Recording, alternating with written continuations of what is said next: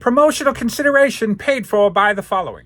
Gone are the days of wrestling with our favorite LJN wrestling figures, trying to convince them to stand up. What's a guy to do? I'll tell you what you're supposed to do. You're supposed to get on Etsy and look up 4 Left 3D Creations and get yourself these amazing custom LJN figure stands. There is a custom stand available for every single one of your LJN Wrestling Superstar figures.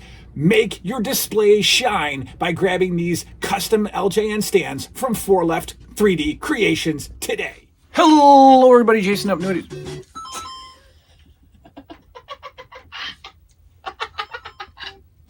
Hello, everybody. Jason Upnewity, Revolution Cave. I really need to empty this. This is just such an ugly backdrop. I'm going to empty it today. Sure.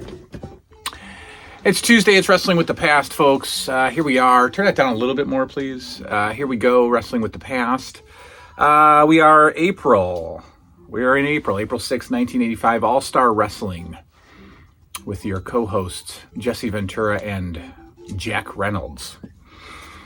I guess we're building towards what? We're building towards the first Saturday night's main event, which is coming in May, which will be a Nup All Night down here, guaranteed for sure. The first Saturday night's main event, and all Saturday night's main events will be held, will be reviewed Saturday nights. Unfortunately, you get to see. I got to figure out a way for you to. Yeah, we could do it live, but I can't really watch the show and communicate back and forth. I wonder if I do it. I know what I'll do. I'll do it a week in advance. I'll do it on a Saturday night, record it, and then play it the next Saturday night for you guys.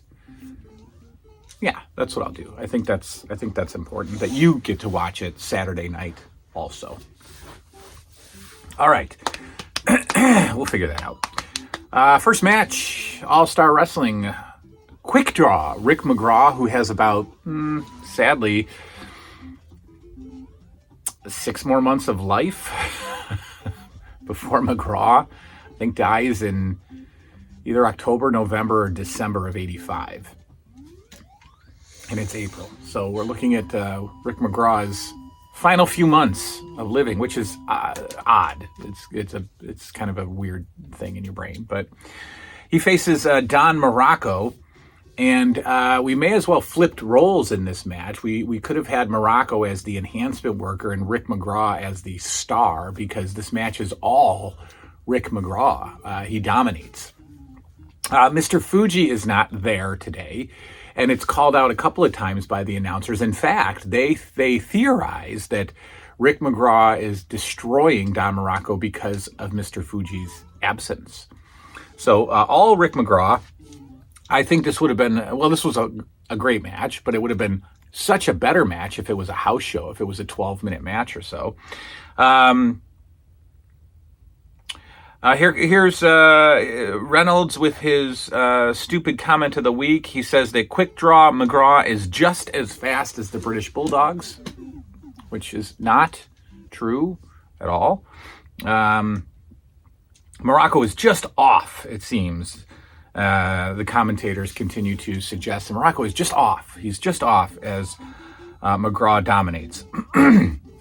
Muraco quickly at the end has a little comeback, and the match ends quite strangely.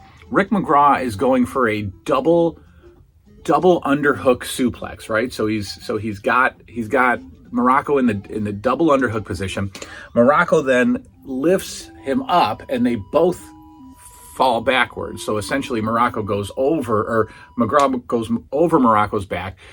They land on the mat. Muraco is on top of McGraw, but his back is on McGraw's chest. You've seen this pinning combination multiple times. It's usually the pinning combination is somebody bridges out of, and we do that strange bridge thing that only like Bob Backlund and one other human can do. But that's how Muraco gets the win with that reverse double underhook suplex into a pinning combination.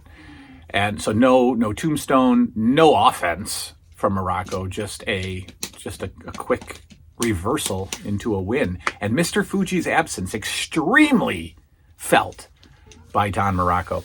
Now, the interviews on this match, the interviews on this card in between matches are the same interviews from the Saturday morning Championship Wrestling show that we just reviewed, so I won't even talk about them. It's the exact same. The Piper's Pit is the exact same from Madison Square Garden, allegedly, right after WrestleMania with Big John Studd. Everything exactly the same.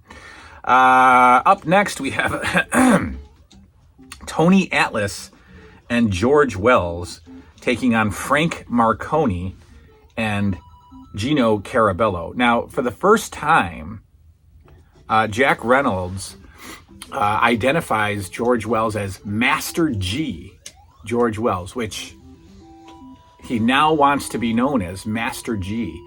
That was the name that he used in World Class Championship Wrestling after he left WWF. In fact, he wasn't George Wells, he was just Master G.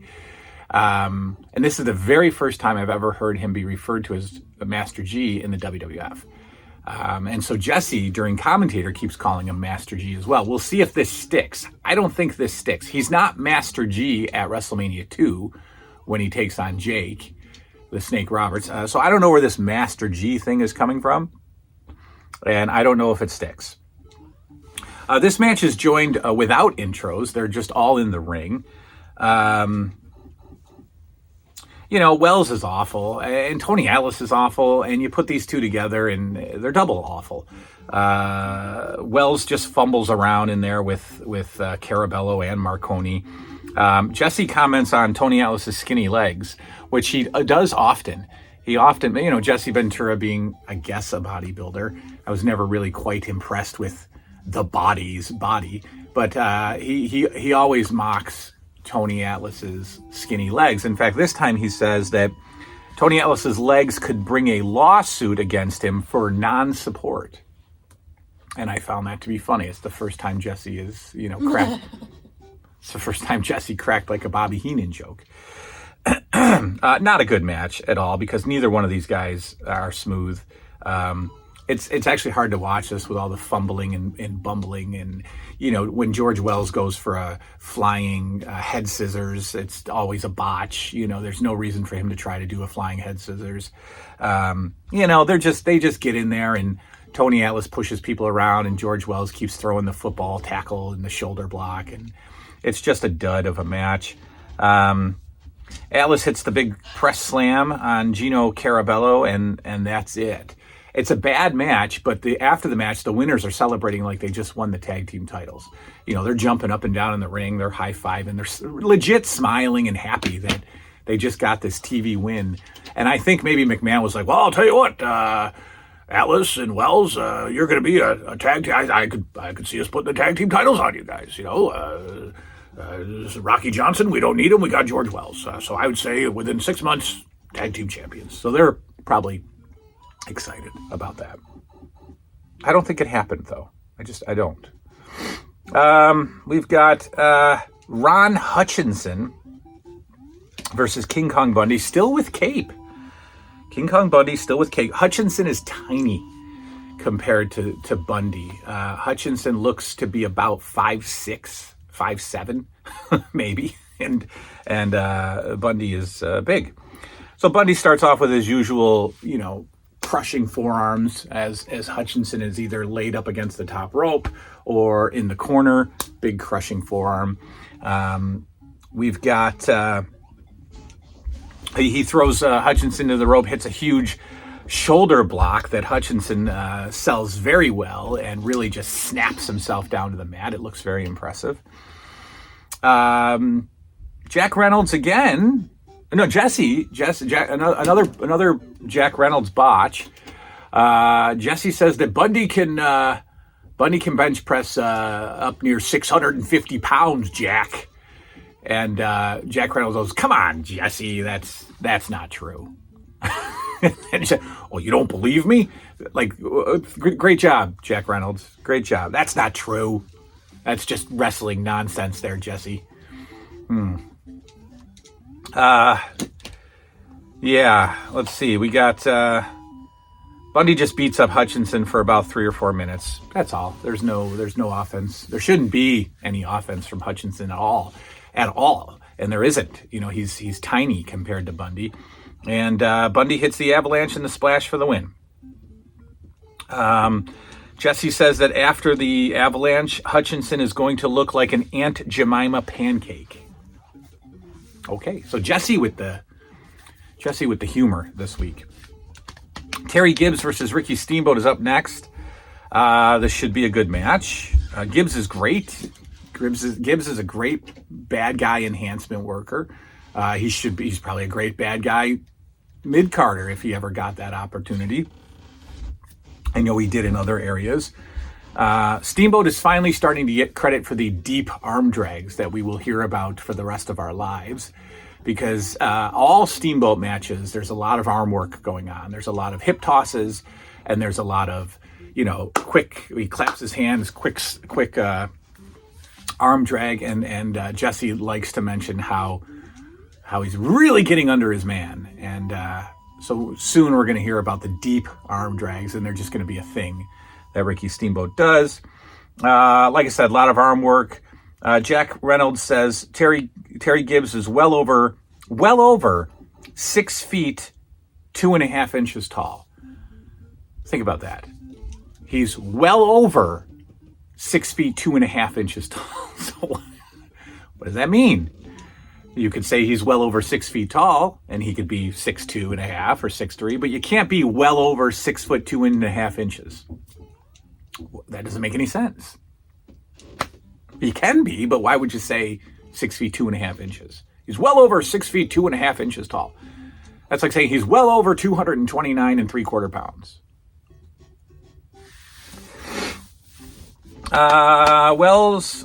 Let's see. Gibbs with a little bit of an upper hand throws Ricky Steamboat out of the ring, and we're able to see the first time in the WWF the skinning the cat.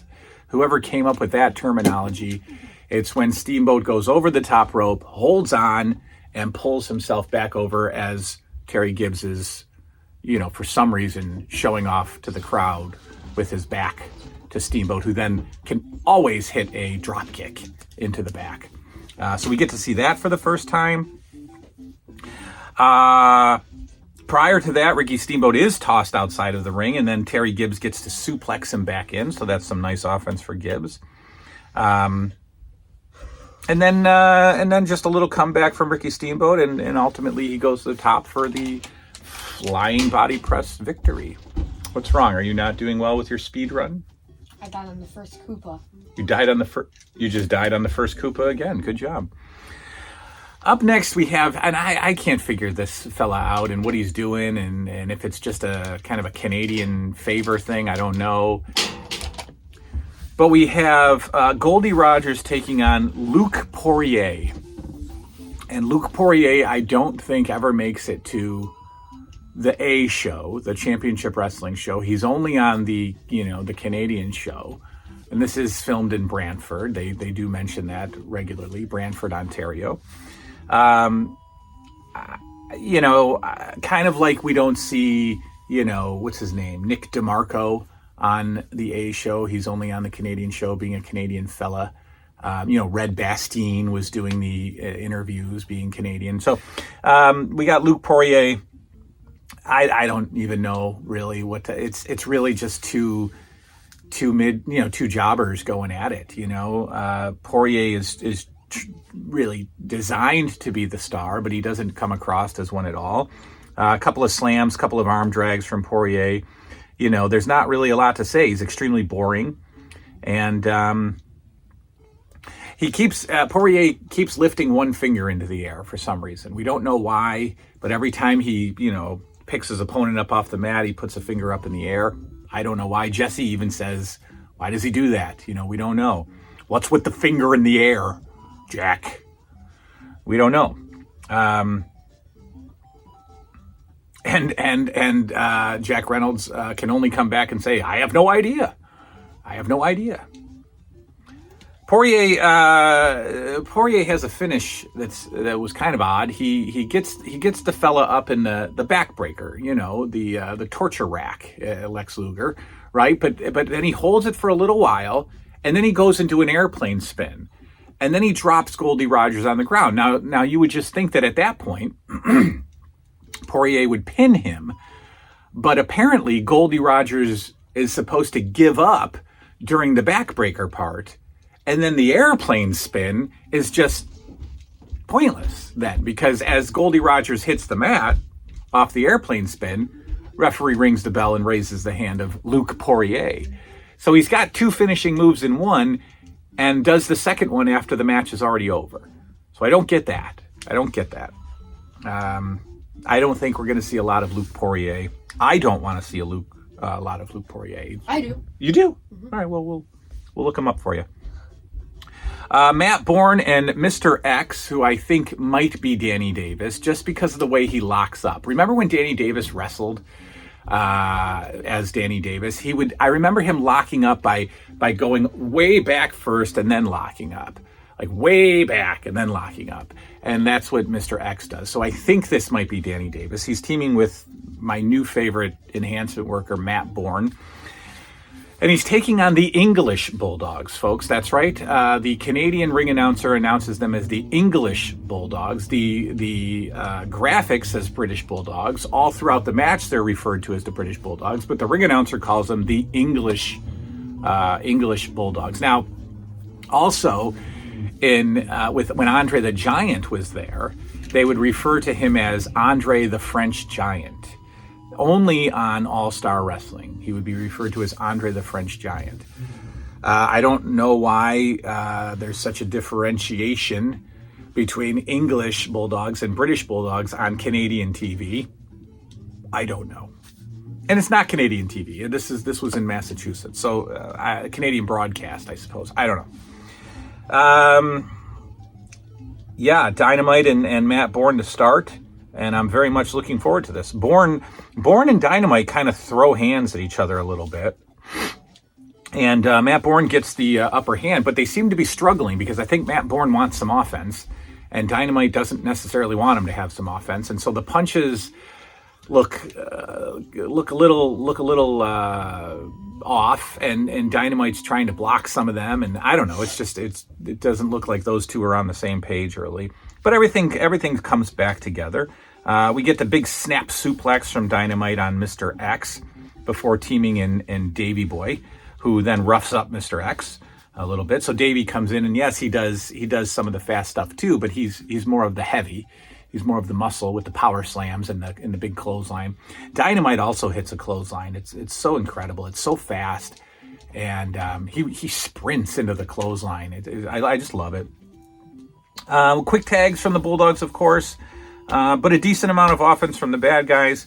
The end comes with Mr. X on Davey Boy's shoulders. So last time we got the opponent crossed Davey's shoulders, with Dynamite going up to the top, jumping off the guy's back, and hits the flying headbutt on the opponent. This time we have, think like the Doomsday.